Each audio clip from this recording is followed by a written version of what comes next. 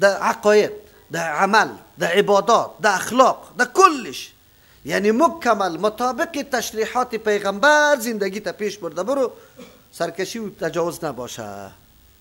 انه بما تعملون بصیر. یقینا الله متعال به تمام کردارهای شما، عمل کرد شما بصیر و بیناست. قطعا نمیتونه الله متعال که کدام برنامه را تو پیش می، حتی اراده و نیت، شب خواب میکنی در فکر میای. ما میدانم اینطور خواهرها و برادرای هستن که شب خواب میکنه تا نصف شب خواب نمیه، بری خود برنامه طرح کرده را ایستاده، زیرش میگرده که مرکز دعوت میبود، اینی طور میکردم، اینی طور دعوت میدادم، خواب نمیره. امی درد در دلش است، اینمی فکر، امی خیالی تو پیش الله گم نیسته. الله میدانه که تو اینمی قبل از استراحت خود اینی قدر فکر در مورد چی کردی، در مورد تعمیر زندگی خود، عیش و عشرت، یعنی که در مورد غم کی دین و غم اهل دین کدامش کردی. ما میدانیم که گپا موجود است. الله متعال این درد در قلب ما بگوی پیدا بکنه که ما یقینا درد داشته باشیم. به الله اسمش الله گم نیست. عمل کردی تو را الله میبینه و پاداشی تو را قطعا ضایع نمیکنه.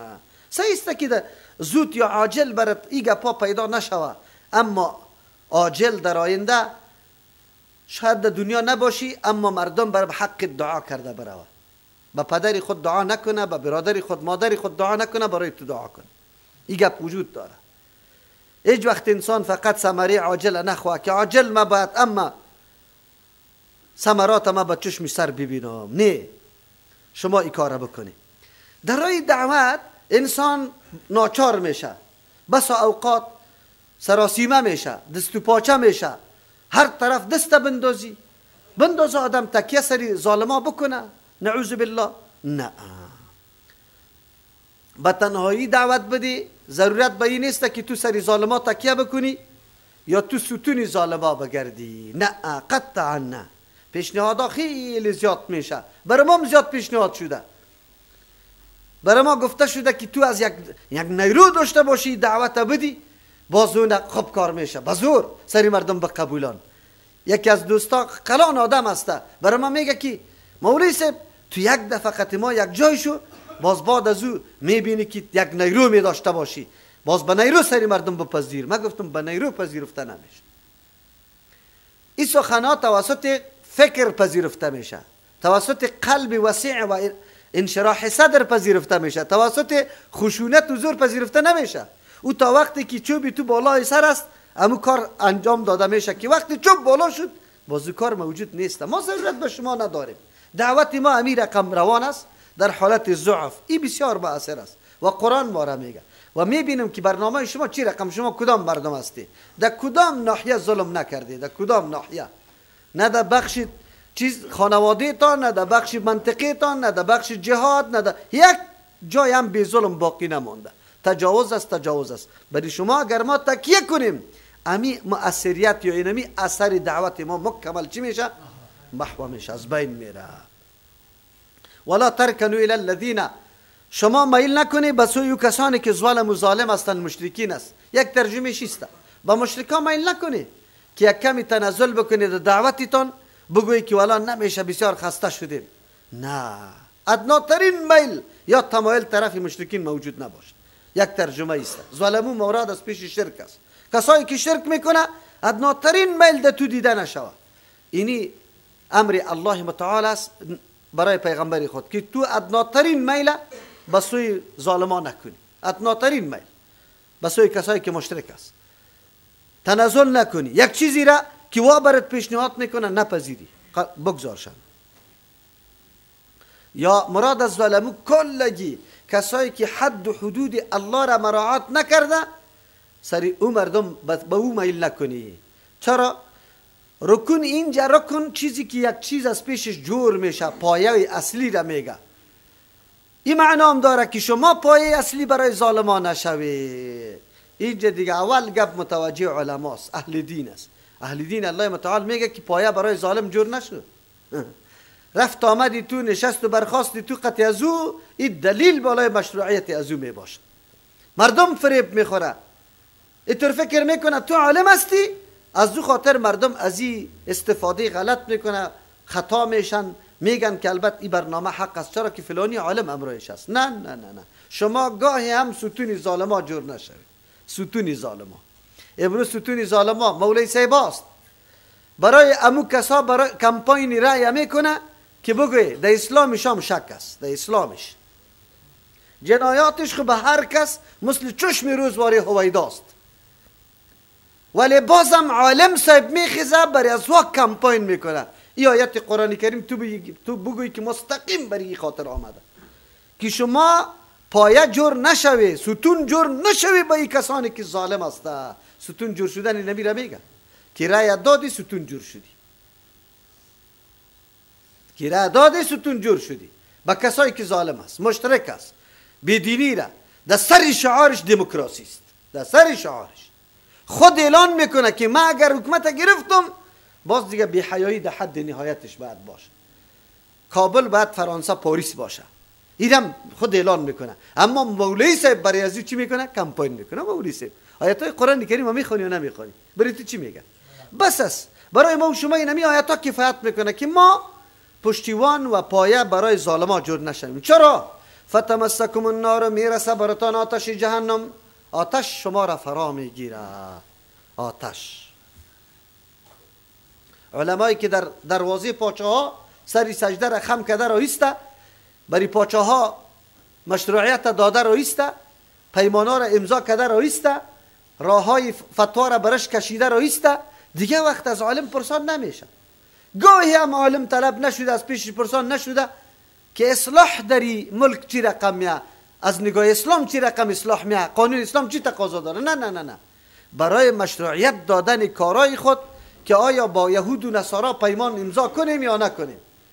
مولوی صاحب را جمع میکنه، خب لوکس میمانی برش جور میکنه، یک کمی چند دلار هم در جیبش میده، بازیا میگه که بله ضرورت است، ضرورت است. ایره فتوا برش میده.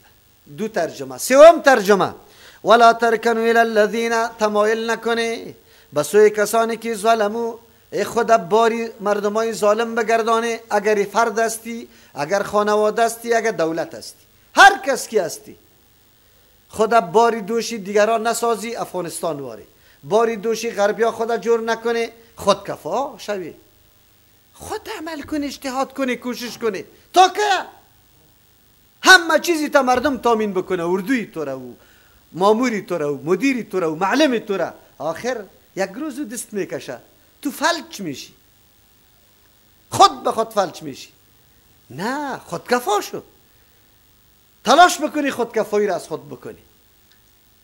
نهادایی که واقعیت داره، نهادایی که قوت داره، رشد میده در پیشرفت دولت، او را تقویت بده. کدام نهاد رشد داده؟ زراعت، معدن، بگوی نهرا کشیده، برق، کدامشه؟ یکیش هم ندیده، یکیشه، فقط پشت کده، خدا پشت کده به دیگران. او یک دفعه تهدید میکنه که میپرتم تا، نه نه نه نه مرا نپرتی.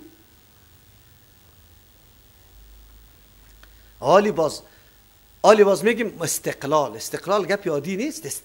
استقلال در رأی، استقلال در عمل، استقلال در چیست تصرف، استقلال در ملکیت، استقلال در سیاست خود، در اقتصاد خود، در فرهنگ خود. این گپای عادی نیست. امروز ما محاصره شدیم، یک استقلال نداریم، حتی استقلال اراده نداریم، کلش فلج شده. بازم میگم ما افغانستان مستقل. کجا مستقل؟ کدام استقلال؟ چه قسم استقلال است؟ قرآن برای ما میگه بس ظالما رکون نکنی. امریکا حمله میکنه قطش یک جای نشو، او ترکیه مملکت اسلامیستی، او فلانی عربستان، تو رکون جور نشو، پایه برش جور نشو، موقع میدانای هوایی را برش ندی. این آیت تنها برای یک فرد نیست، این نظام الله متعال است، حکم الله متعال است برای همه مسلمانان. چرا؟ فتمسکم النار، آتش میگیره شما را.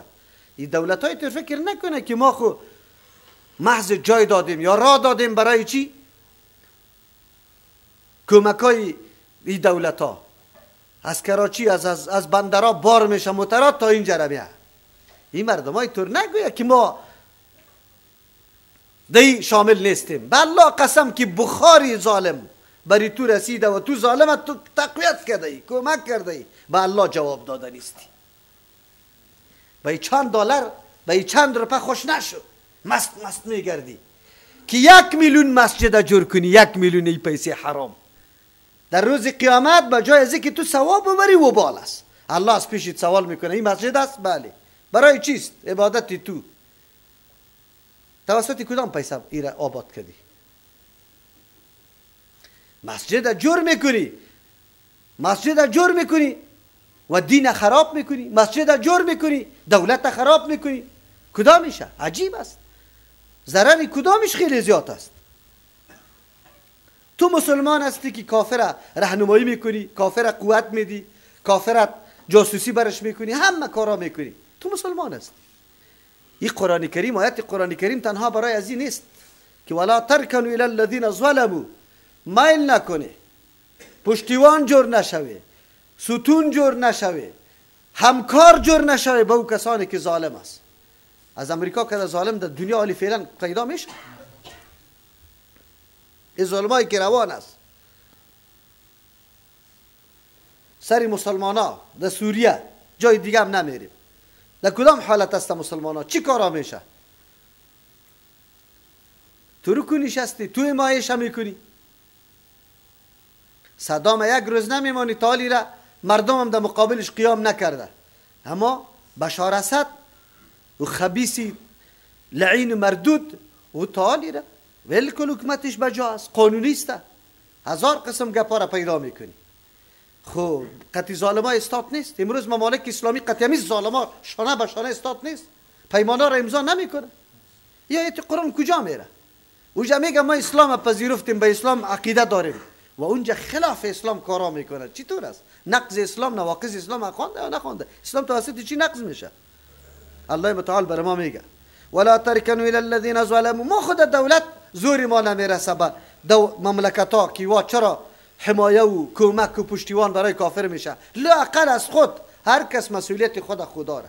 آیت متوجه هر فردی ماست، هر فردی ماست. مردم ها فتوا طلب میکنه. چرا فتوا طلب میکنی؟ به الله قسم یک طفل میفهمه که قطعی کاری من کافر تقویت میشه اسلام کدامش؟ همین گپ هر کس میدونه؟ نمیدونه، کلگی میدونه. من پیرداری میکنم کی تقویت میشه، حفاظتی کی میشه؟ پیردار هستم، پیردار، خلاص. این گپ خو کلگی میدونه. و ما لکم من دون الله، نمی باشه بغیر از الله برای شما من اولیاء، کسی متصرف و دوست که شما را از یه عذاب آتش نجات بده.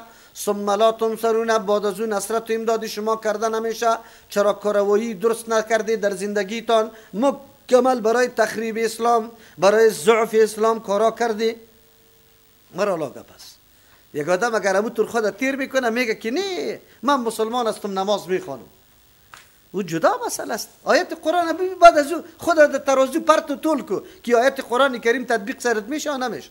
چقدر اقیم الصلاة طرفی النهار و زلفا من اللیل. بله، کامیابی و غلبه حاصل کردن در مقابل امی هیاهوی دشمن، امی غوغای دشمن، زور آزمایی دشمن توسط چی حاصل میشه؟ اول الله متعال رابطه با الله قوی ساختن. رابطه با الله کی قوی میشه؟ با عبادت الله، با نماز الله. پیغمبر علیه السلام با وصفی که مصروف جهاد بود، جنگ بود، اما در عین حال حتی در مو جهاد هم نماز ترک نمیشد. چرا که نماز رابطه تو را با الله قوی میسازه. آلی توی تو نمیکنی که متکبر کنی که مستم، نه، باز اظهار عاجزی را به الله میکنی. و اقیم الصلاة، در برابر و درست ادا کن نماز طرفی النهار، در دو طرف روز، صبح و دیگر دیامت. و زلفا من اللیل، یک حسی از شب، قسمتی از شب که خفتن دیمیه. یک تعداد میگه که دیگر و شام و صبحکی در طرفی میه امرای پیشین. چرا یک طرفش پیشین و صبح است، دیگر طرفش دیگر و شام است. و زلفا من اللیل، یک حسی از شب، این خفتن است. از او خاطر هر 5 نماز اشاره برش شده. اما اگر این را نگیریم ثبوت 5 نماز توسط احادیث بالکل درست شده، دیگه هیچ ضرورت نیست که ما تاویل هم بکنیم. منظور در این آیت است که همیشه انسان در هر حالت که است باز متوجه به الله متعال باشه. مقابلیت میه، جور و جنجالیت قطع مردم میه، اما عبادت الله متروک نشود. نماز قائم کن. ان الحسنات یذهبن السیئات، یقینا نیکی ها از بین میبرد سیئات گناه ها را. مراد از گناه های صغیر است. حسنات هر امر پسندیده به نزد الله متعال که مشروع است و به طریقه پیغمبر صلی الله علیه و سلم انجام داده میشه حسنات است. نماز حسنات است. یک صحابی آمد گفت یا رسول الله از پیشم گناه شده. پیغمبر علیه السلام گفت نماز خواندی امروز ما یا نه؟ گفت بله. گفت بس این الحسنات یذهبن السیئات. بسیار امیدوار است این آیت. زمان از انسان بسیار خطاها میشه، خصوصا گناه های صغیره. هر انسان گناه های صغیره از پیش میشه. یگانه آیتی که امید انسان پیدا میشه اینه مثل که الله متعال این سیئات از بین میبره. ذالک ذکر للذاکرین، این همی چیزی که ذکر شد ذکر یادآوری است، پند است، ذکر نصیحت است، ذکر بیداری است. للذاکرین، برای کسایی که قبول کننده نصیحت است. ذاکر کسی را میگه که میپذیره امی سخنایی که الله متعال برش گفته او را میپذیره، عملی میسازه. بلی این یک گوشاری و بیداری به این مردم است. کدام مردمی که یقینا میپذیرن گپه.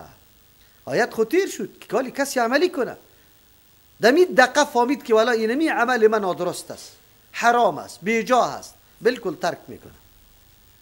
واصبر فإن الله لا يضيع اجر المحسنین، صبر بکو. برنامه دین بدون صبر خود کنترل کردن نمیشه تا که خود کنترل نکنی. چرا؟ به خاطر که از هر طرف تو سراسیمه میشی، شیطان وسوسه میکنه، حالات ناگوار سرت بیاید. خب بجز از صبر دیگر را نداری.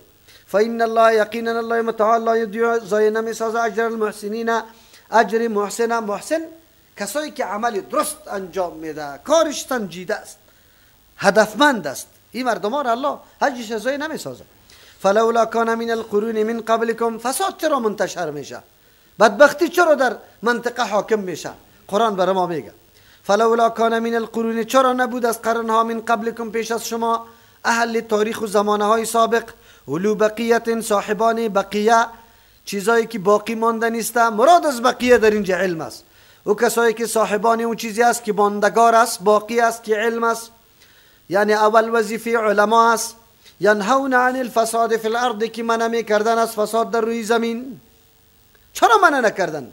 الا قلیلا ممن، مگر خیلی کم از او کسایی که انجینا منهم، ما نجات دادیم از یاره. واتبع الذین ظلموا، تابعداری کردن و کسانی که ظالم بودن، مشرک بودن. ما اترفوا فیه، از او خواهشات، از او آسودگی و از او عیش پرستی. اترفوا فیه، یکی آسودگی داده شده بود، عیش چی آرامی داده شده بود، فیه در او مال و منال، دونمو شان و شوکت دنیا. و کانوا مجرمین، بودن همیشه جرم کننده. بسیار آیت چی است برای ما. فلولا کان من القرون، فساد از کجا ریشه پیدا میکنه، کجا شیوع پیدا میکنه؟ زمانی که در او قوم مردمانی نباشه، اهل مردمانی که دانشمند و خبره باشه، میفهمه که این مسئله فساد است، این کم کم شیوع پیدا میکنه. از اول باید جلوگیری از این بکنه. از اول علمای ما قرار خواب کردن در مسجدها، مراکز تعلیمی در دستی کمونستا افتاد، کسایی که حتی الله را قبول نمیکن. منع نکردن، آغازی فساد شروع شد. حالی هم همونطور است. دنیای غرب آمده انواع مفاسد در این وطن شایع کرده رایست. تلویزیونا، چینلا روز به روز اضافه شده رایست. برنامه ها کلش گمراه کننده، کلش از یک سر. کدام دانه برنامه او را به مثل چی واری؟ به مثل که چی میگه در آب یک خال روغن باشه که تاریموی واری. خلاص دیگه کل برنامه مزخرف برای اغوای مردم، برای گمراه کردن مردم. اما کسی نیست که منع بکنه. مسئولیت علما و دانشمند است. از او خاطر الله متعال میگه کدام منطقه، کدام جامعه که مردمای خبره و دانشمند داشته باشه، رد کنه، موضوع را واضح کنه، نگذاره مردم برش بگویه